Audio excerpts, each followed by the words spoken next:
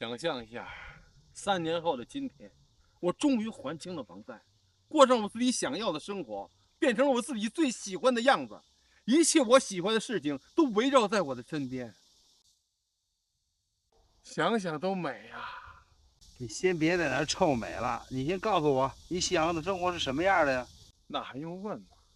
当然是在我梦中多次出现的那种场景，在一个几百万亩的大湖上，有一座美丽的湖心岛，在湖心岛上有一座小木屋，这个小木屋冬暖夏凉，可以遮风挡雨，可以做饭、睡觉，可以打开窗户，伸出鱼竿就能钓鱼。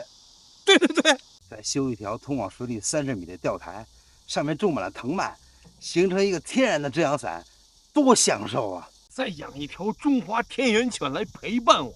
养什么中华田园犬陪伴你？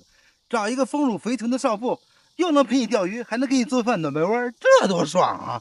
说的也没毛病啊，你找个狗陪着多没意思，你找个少妇陪着我，不行不行，你找个少妇陪我，那对不起你嫂子了。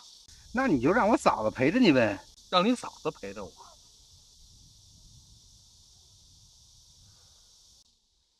大哥，子和你真的不想再为自己努力拼一下了？刚50岁出头，你就认命了？认命了，不拼了。我早想通了，人这一辈子有多少财富都是命中注定的，你拼也拼不来。我现在只要身体健康，能天天钓鱼就行了。哎，看来你真的老了。还记得20年以前吗？你经常跟我谈人生的理想和抱负。生如蝼蚁，当立鸿鹄之志；命如纸帛，当有不屈之心。看看你现在，你怎么心里老想着钓鱼了？因为我活明白了，人生是用来体验的，不是用来演绎完美的。我用了几十年的时光，终于接受了自己的平庸和迟钝，允许自己出错，带着遗憾，拼命绽放。所以你与那个不完美的自己和解了。对，和解了。余生我只想拥抱完整的自己，快乐生活的每一天。钓鱼能使你快乐，所以我喜欢钓鱼。